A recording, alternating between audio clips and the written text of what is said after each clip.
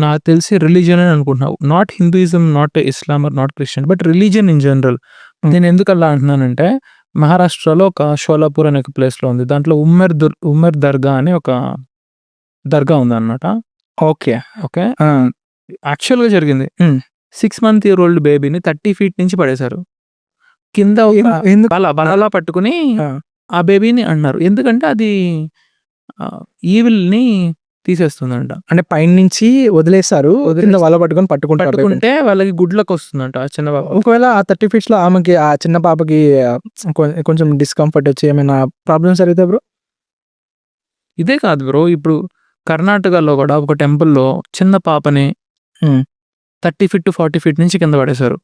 మళ్ళీ పట్టుకున్నారు కింద. ఎందుకు అంటే ఒక బ్యాడ్ లక్ పోయి గుడ్ లక్ వస్తాడు. బ్యాడ్ లక్ పోయి గుడ్ లక్ వస్తుంది అని. డామ్. మన ఆంధ్రప్రదేశ్‌లో కూడా మాల మల్లేశ్వర స్వామి దేవాలయం అని రాయలసీమ. కర్నూల్‌లో కొన్ని లక్షల మంది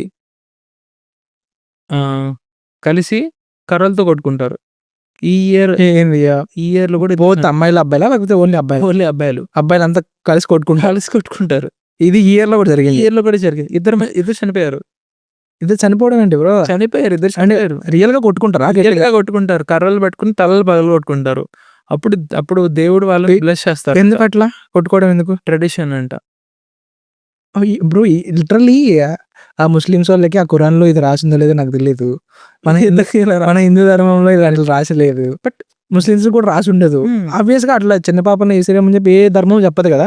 ఏ ధర్మం బట్ ఎందుకు అట్లా చేస్తున్నారు? అంటే బ్లైండ్ ఫెయిత్. మన దాంట్లో ఒక రిలీజియన్‌ని మనం ఎక్సెస్‌గా నమ్మటం వల్ల మన మీద మనం మన విచక్షణ కోల్పోతామని నాకు అప్పుడప్పుడు అనిపిస్తూ ఉంటది.